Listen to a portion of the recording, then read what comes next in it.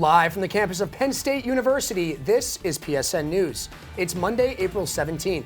We have all you need to know about changes in local public policy and incoming programs to Center County. We also have more on the reinstatement of state-level lawmakers and increased federal funding of environmental efforts, along with weather, sports, and entertainment. Stay tuned.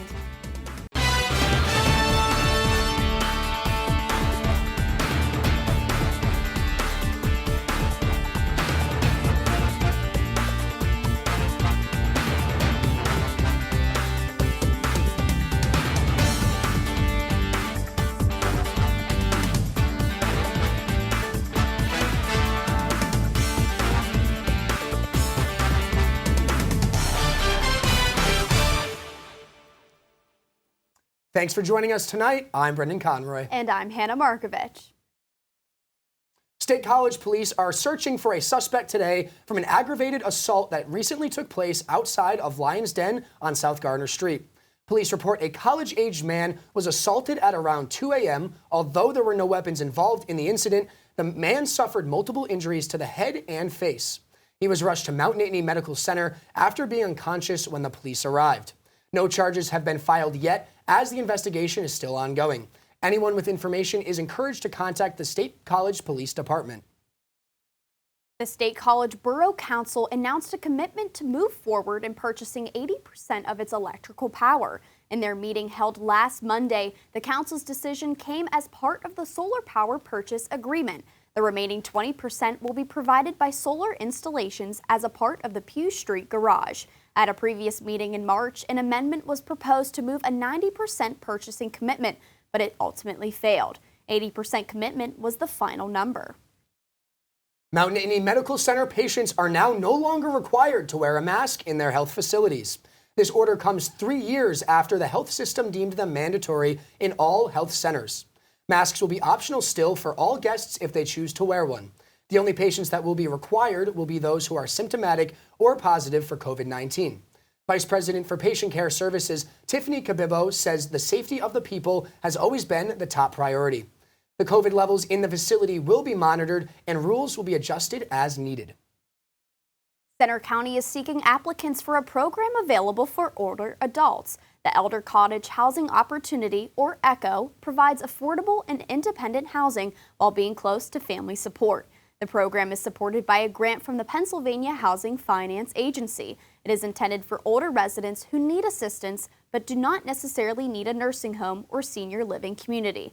The living space is about half the length of a single wide mobile home, and the occupancy can be for 1 or 2 people. The manufactured cottage will be ready for use in about a month or 2. Ideally, someone will be using it by the end of the summer. Starting the week off with a dip in temperatures, what can students expect to see when walking to class this week? Our own Hannah George with Campus Weather Service has more details on what to expect in tonight's weather report. Take a look.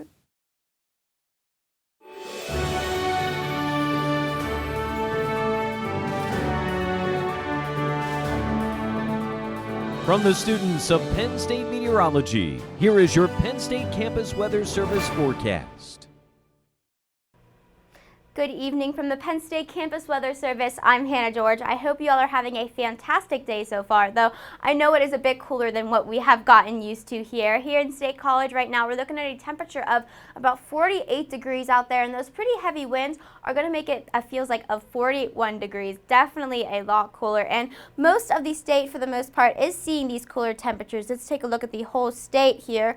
You can see that places like Erie are actually at only 40 degrees, definitely a departure from average. And you can see some places more in that southeastern part of the state, they're sticking in the 60s. Harrisburg, Philly actually in the upper 60s, but Pittsburgh, Franklin, these places that we usually see a bit warmer, in the 40s, definitely cooler. And let's look at how much cooler than average we see this time of year in April. You can see Pittsburgh in the teens there with a 13-degree departure from average in the decreasing way of things. Some of those southeastern places I mentioned, a little bit of an increase actually. You see Harrisburg, Philadelphia, they're seeing a 3-degree increase from average, but still cooler than what we have seen this weekend in these last days of April. You can see here over the last 24 hours, look at that. Bradford, they have seen a 39-degree decrease in the last 24 hours. That is a huge number, and you can see the cooling trend going across your state. Even though Philly, they're warmer, Harrisburg, they're warmer, still they've seen a hefty decrease in the last 24 hours. It definitely shows, and you can definitely feel it out there.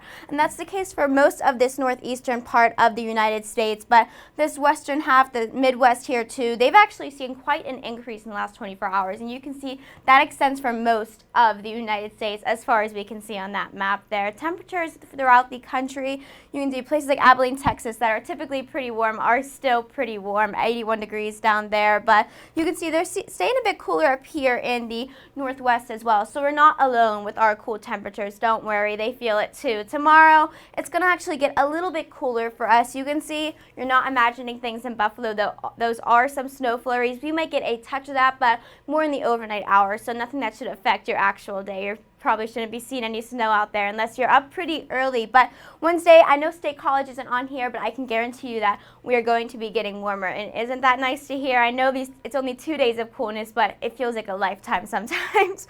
So overall, the country is going to be getting warmer on Wednesday, and I'll talk more about those warming temperatures when I get later on here. Weather-wise, there's a little bit of rain we've seen out there, some drizzle going on, and that's the case for a lot of this western half of the state. You can see these patches of showers going on, and right about here, you can almost see where that rain-snow line is happening, and that snow, like I mentioned, has a chance of hitting us in these overnight hours. Once again, it's staying as a scattered system, but it does have a pretty good chance of hitting us. We see Tuesday morning, 7:30 a.m., so you might be up if you're an early bird and pretty healthy about it, but if you're staying in late, you probably aren't going to see that snow because it is going to move out of here by the time we get into the later hours of the morning, and that's going to pass on through, leave us pretty cloudy Tuesday, but no precipitation for the most part later in the afternoon, and Wednesday is going to clear up and get much warmer, like I mentioned. Looking a bit more into the future here, you can see once again Tuesday going over that system that's going to pass on by, and here we are Wednesday. Once again, pretty clear skies out there. Going to get cloudy for a second as we move into Thursday. Still kind of cloudy, and you see that system kind of avoiding us like it's something it doesn't want to touch here in Pennsylvania, but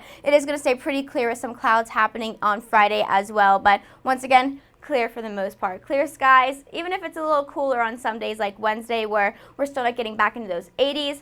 I'll take it. Clear skies and 60 sounds good to me. Tonight we're going to be seeing a temperature of 36 degrees with that rain and possible chance for flurries out there, and it is going to be pretty windy, so it's going to feel cooler out there. If you're out tonight, bring a jacket wherever you go for sure. And tomorrow we're going to see a high of 48 degrees, mostly cloudy out there. I left that rain out there because there's a chance you're going to see it later in the day, but that chance isn't too high, but I just want to make sure you are aware of it. Looking at your 7-day forecast here, once again, that low of 36 tonight and that high of 48 tomorrow. Wednesday, as I mentioned, we get warmer again, back into those 60s with a high of 63, and it's going to be pretty sunny on Wednesday as well. Thursday, back in the 80s, and it's going to be a high of 81 with a low of 53, and Friday, a high of 82, getting a little bit warmer even, and a low of 56. Saturday is going to cool down, but we stick in those 70s with that high of 70, and a possible chance for showers happening Saturday as well as of now. And Sunday, it's going to cool down more, but 56 isn't too bad, and it will be partly sunny out there, so it'll be a pretty nice day for the most part. All right, that's all from me. I hope you all have a wonderful day. I'm Hannah George.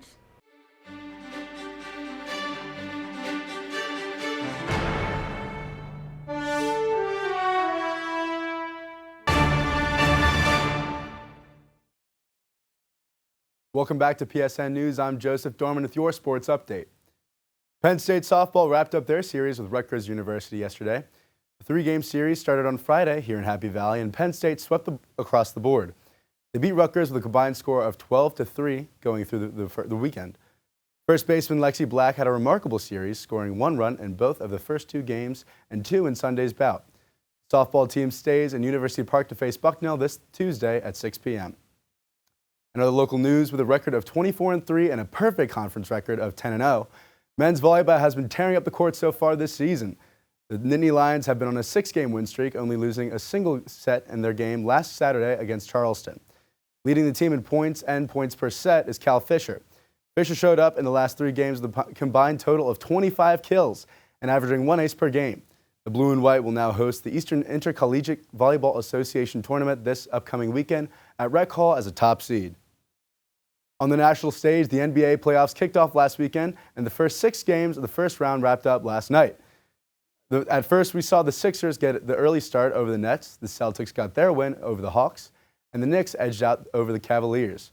The Kings also earned their first playoff win since 2006 over the reigning champion Warriors. The playoffs also saw the Lakers win against the Grizzlies and the Heat over the Bucks. The Clippers also gained a win against the Suns as well as the Nuggets over the Timberwolves. The playoffs will continue the rest of the week to crown the next NBA champion. That's all for your sports update. After the break, Carly Knowlton has the latest entertainments from the latest updates from the entertainment world. Stay tuned. Welcome back to PSN News. I'm Carly Knowlton with your entertainment update. The National Association of Black Accountants, NABA, hosted its 15th annual fashion show, Experience the Evolution, at 7:30 last Thursday night. Admission was free at the Bryce Jordan Center. Attendees were encouraged to dress up in 90s and 2000s trends to fully experience the night full of music, fashion, and entertainment. Comedian Funny Bill Quill hosted the show. DJ Richter also made sure to perform throughout the night. Sue Jackson and Lori Rose are two Penn State moms who bring out their chairs on Old Main Lawn to give advice to students who are away from home. The duo brings along baked goods and dogs. Jackson and Rose are not only both mothers, but are also friends from church. The moms heard about a local ministry group that had a one-night Ask a Mom table at a conference and felt inspired to start their own in the spring of 2022. They only take a break in the coldest part of winter. Rose brings the dog and Sue bakes the cookies. They both agreed that their favorite kind of advice is to give advice that ends up with results. One of the popular questions they get is how to heal a strained relationship with their moms. Rose said that she felt bad for the girls who don't have a grown woman to talk to and that students need a mother figure to talk to, even if it's not their own mom. The Coachella Valley Music and Arts Festival in Indio, California just concluded its weekend with Bad Bunny, Blackpink, and Frank Ocean as the headliners. Other artists included the Kid Laroi, Metro Boomin, Calvin Harris, and Suicide Boys. The first Coachella was held back in 1999. This is now its 23rd year. Attendance has more than doubled in size, with numbers over 250,000 in recent years. It is now one of the most popular and influential music festivals in the world. That is all for your entertainment update. After the break, interview anchor Paloma Frunt will be speaking with Katarina Schief and Corey Lindy, executives from the Panhellenic Council and Interfraternity Council at Penn State. Stay tuned. Welcome back to PSN News. I'm Paloma Frunt, and with me tonight I have Katarina Schiff, the Vice President of Panhellenic Council, and Corey Linden, the Vice President of Community Relations for the Interfraternity Council here at Penn State. Katarina and Corey, thank you so much for coming here tonight. Thank you for having us. Thanks for having us. So tell me a little bit about what are your roles? So my primary role at Greek Week is to promote cross-council and cross-chapter collaboration, getting all four representatives of all four councils to just communicate and plan and execute these events that we have planned this week. Awesome. Yeah, my role's pretty similar to Kat. Work with her, try to get everyone involved, collaborate with all four councils, primarily try to get IFC involvement within my own community, and make sure everyone's aware of the events we're having and feels included. So I know you just tapped into this, but overall, what is the goal and the mission of Greek Week, and when is it this year? Yeah, so Greek Week started off today and it lasts through Friday, and it just consists of all making the campus aware that we do have four Greek councils here on campus, consisting of the Panhellenic Council, Interfraternity, Multicultural Greek, and National Panhellenic Council. And the purpose of this week is just to celebrate the accomplishments that all Greek members do throughout the year, and just to get together and celebrate the end of the year and end of semester, and community unity, and just welcome everyone, and maybe even invite, have future members come out and see what we're a part of and how they can join. So that's awesome, and this has been happening for so long. How are you preparing any differently this year, if you are, and what can we expect this coming week? I definitely learned a lot from the chair before me. I've reached out to her a bunch, but this year, coming back from the coronavirus and just weather delays and everything for the past 3 years, we're really just looking to upgrade all of our events on a larger scale to reach more people and just have more people get something out of the events. Awesome. Yeah, exactly. So the point this year is kind of go back to full force since Corona happened, because it was distant for 2 years and wasn't in full effect. And then this year, things like getting street closures for having full activities, having some off campus, some on campus, such as Old Main Lawn or the Hub Lawn. And then we closed off streets downtown at Fairmount and like Locust Lane for houses to come out in their front yard in the street and just hang out and get to know their neighbors, but also get to know other members of the community and as well as other 3 councils. Awesome. So, things being a little bit different this year, what advice do you have for someone that wants to get involved and participate, and how can they get involved? Yeah, so although it's celebrating the accomplishments of the Greek community specifically, we are encouraging the greater Penn State, all the Penn State students and the greater State College community to come out and just partake in all the activities we have. We just want everyone to meet new people and learn from each other and realize that we all have Greek life in common as well as Penn State. Yeah, and so we have all our events posted on the Greek Week Instagram as well as each council's Instagram. You can reach out to anyone through there or look at the pages, and anyone's welcome to show up to the events, hang out, have some food, meet some new people, ask any questions they want as a potential new member or just a friend of a friend. We really want anyone to come, anyone to feel welcomed. The community isn't just Greek, it's everyone involved, and we want everyone to feel a part of it, especially like the neighbors and the students and the faculty. So you guys seem so, you guys are obviously very passionate about this. What made you go for these positions, to start with? So last year I was on my chapter's executive board, and I planned events with other Pan-Atlantic chapters, so I really was excited to plan events with not only Pan-Atlantic chapters this year, but IFC chapters, MTC chapters, all the other councils. Yeah. Similar to Kat, I was on my executive board for my chapter, and someone in my chapter was in my previous position. I was able to attend his events and see how rewarding they are and interact directly with the community and give back, and that's exactly what I want to do, and I do want to make an impact on Penn State and the community and show all the great benefits to Greek life. So. And in the past, few years, Greek life has changed across the nation. Do you see a difference here at Penn State, especially in, participation in Greek Week or anything as such, but do you see a difference? How has it evolved in the past few years? I think definitely Greek life is always evolving for the better. We're always trying to push our chapters become more involved in like philanthropic efforts and like thon and everything through that, not just the Greek community, but affecting the greater community. And I know we always have like more work to do and just get to know everyone that we can benefit from. Yeah, and I think this has allowed us a positive incline to have everyone informed, work together, and be united, because we're all here for one reason, because we like supporting the Greek community, and we want to show obviously the good things, and there's so many things that we can do to help each other while we're here than just inside our chapters, but outside, and we can leave a better mark for the university. And so I think there's been definitely a great, strong, positive incline with the Greek community here, and not just around the country. So I love that. And how long have you guys had these positions for?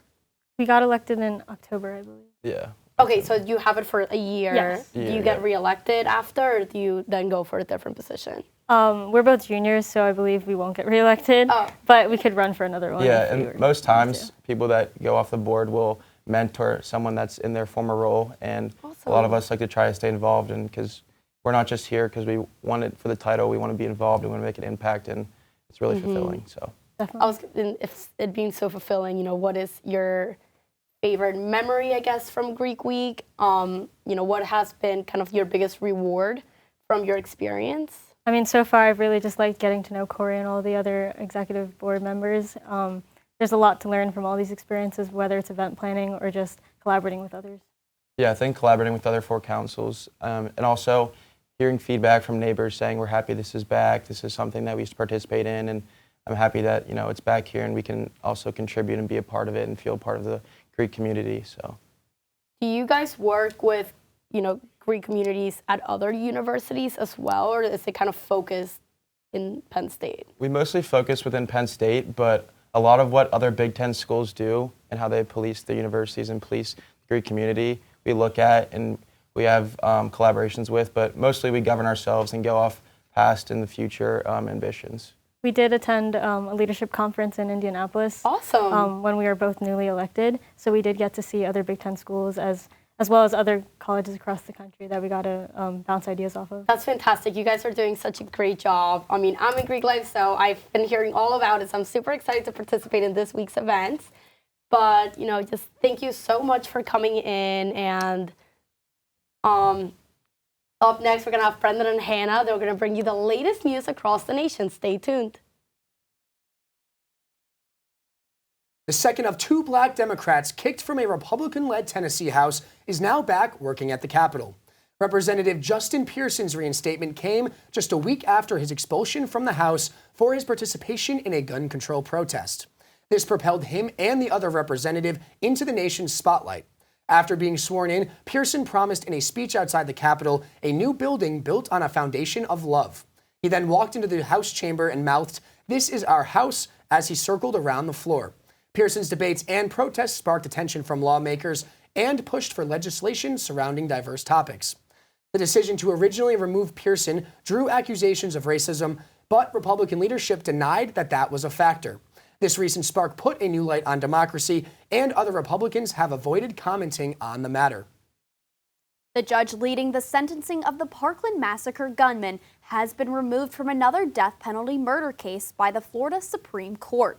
The court agreed Judge Elizabeth Shearer showed unfair sympathy for prosecutors in the Parkland shooting case. She is no longer permitted to oversee any post-conviction proceedings for Randy Tunador, who was sentenced to death for the 2019 murder of his Broward County landlord. After the sentencing of Cruz, Judge Shearer was seen exchanging hugs with the victims' families and members of the prosecution team. The United States Environmental Protection Agency announced their upcoming investment plans of $177 million to create 17 technical assistance centers around the country. The aim will be to help environmental justice organizations apply for federal funds. This will give better training on how to navigate the complex federal grant-making process and help communities prevent the barriers to access that they are used to facing. EPA Administrator Michael Regan stated, quote, "We know that so many communities across the nation have the solutions to the environmental challenges they face. Today, we're taking another step to break down these barriers." End quote. More details of the funding will be announced within the next few months. A rapid snowmelt has unleashed flooding from the southwest to the Rockies, causing residents to evacuate or stock up on sandbags amid surging creeks and rivers. In New Mexico, emergency crews rescued people from at least 2 vehicles from high water. There are no immediate reports of any deaths or serious injuries. A flood warning is in effect for communities along the Yemes River into this week. In Flagstaff, Arizona, neighbors on one street have been working side by side with shovels to stave off floodwaters to protect their homes. That concludes our show tonight at PSN News. Be sure to check us out on Twitter and Facebook at PSN News, on Instagram at Penn State Network News, and please be sure to subscribe to our YouTube channel at youtube.com/PSN News. Have a good night and stay safe, Penn State.